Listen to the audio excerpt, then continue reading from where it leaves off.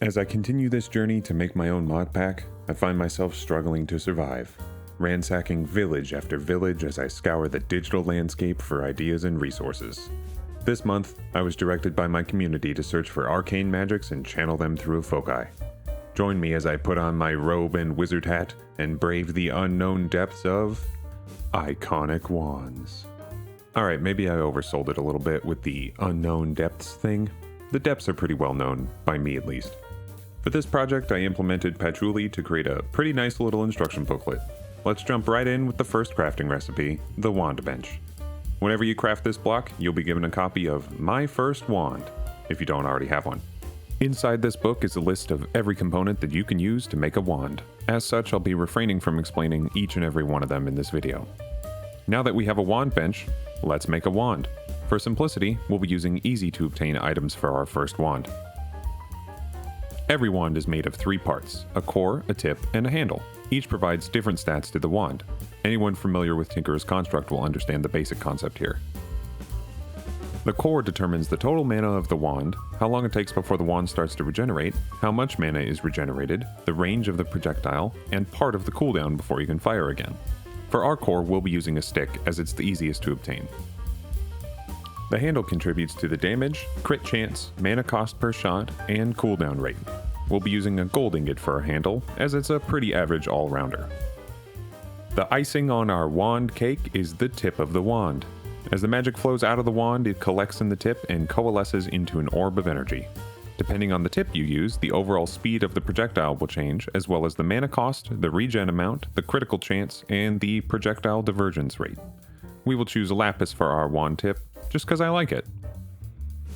And that's really all there is to it. Wand complete. Be careful when using it though, as you'll destroy the wand if you try to draw more mana than it currently has. Yeah, I need to up the damage on these. Oh, I broke my wand like an idiot. I wasn't paying attention to the mana. Let's say you have a wand you really like. Feel free to display it for all to enjoy using our wand display stands. Let's put them in the bedroom. Just, like that. Oh, I only have 2. Right, because I broke the 3rd one, right? As of the time of release, there are over 6,000 different combination of wand parts that you can build, but the system is built for more than 16.7 million wands. As always, this mod is configurable, so you can add your own parts. The format is a little confusing, but if you want help, just join the Discord and I'll be glad to explain how to make your own data pack expansion.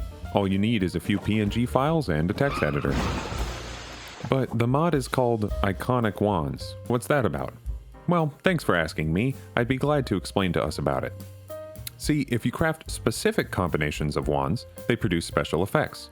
Take our wand from earlier. If we replace that lapis with glow berries, you get Caver's Friend, a special wand that creates low light alternatives to torches. So it's a pretty slow projectile, but as you can see, it makes a little ball of invisible light. You can walk through it, and if you put a block on it, it actually goes away. It works just the same as the vanilla Minecraft light block. Perhaps you want to channel the power of the end?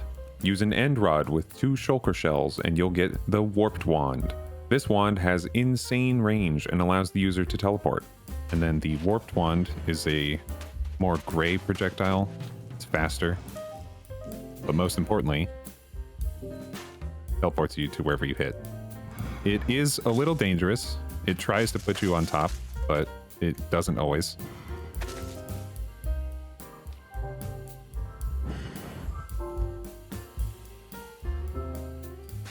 Hungry or just desperate? Make a wand out of food and never be hungry again. You'll still be desperate. So now, Munchies, as you can see, provides a very small amount of food. It acts as if you had eaten an apple, but the actual wand itself is, I mean, it's bad. It has a really slow delay. It has a long range, 210 blocks, one of the longest, but it does only 2 damage. It is worse than punching. It is actively worse than punching, but the advantage is that you get unlimited food. So if that's something you want, there it is. Use bamboo, shulker shell, and redstone blocks for Striker's Wand, which shoots 6 projectiles like a shotgun. Alright, and then finally we have Striker's Wand, which is hard to see when it crits, but shoots a lot of projectiles all at once. And it apparently crits a decent amount as well. 8%, not too bad. But it's useful for, like, you know, bar shots. Use an amethyst shard, a quartz crystal, and an iron ingot to make Noob Gamer's wand, which creates explosions wherever it hits. This is Noob Gamer's.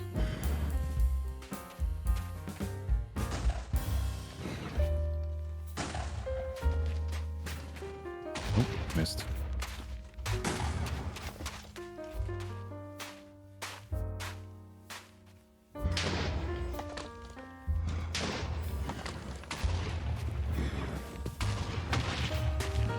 This wand is kind of mean. If you want to claim your own part of the next mod I make, join the Patreon. Thanks to Striker, Noob Gamer, Scarlet, and Kynan for being Noble Dog Knights this month. Alright, that's it for the mod explanation. I'd like to take a moment to talk about the data management aspect of this mod. I really feel like I knocked it out of the park this time. Every wand is actually the same item with different NBT data. At runtime, the mod reads the config, or creates it if there isn't one, and then checks it against the cached files. If the config is different, the mod will generate a model file for every single possible combination of wand, and then generate a texture for every possible wand part based on the source texture's color palette. This means you can add or remove any parts with only a few lines. Of course, nothing beats a handmade texture, so texture packs can and will override this. The wands use custom model data NBT tags, with each part index being masked down to 255, then bit shifted to the left, and then appended to the NBT. I stole this concept from the storage of RGBA values for colors. To read this value, you simply take the final int, bit shift it to the right by the same amount as before, then bit mask it again, and you have the original index value. This allows me to compress 256 to the third power values into one integer and still have another slot left for more data if I wanted to expand. Which brings me to my next topic, the scope of this mod. It's called Iconic Wands, but I don't feel like I was able to make enough iconic wands to deserve that name. I spent most of my development time making the data system and making sure all of that worked. I have this ever-growing list of things that I want to go back to and update or add to. I'm not sure when I'll get to that, but this month's vote, I'm gonna make the final slot, Update Old Mods.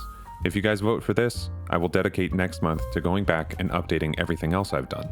Some of the things I want to get done are upgradable composters for tokenable furnaces, more compressed blocks and unique wood tools for sentimentality, a bird whistle for mega parrots, a upgrade slot for mini miner, more configuration options for Mage Hand, and more parts, more iconics, and a 4th wand customization slot for iconic wands.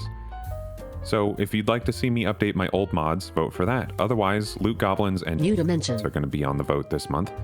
One last thing, I'm looking for a video editor to help increase my video output.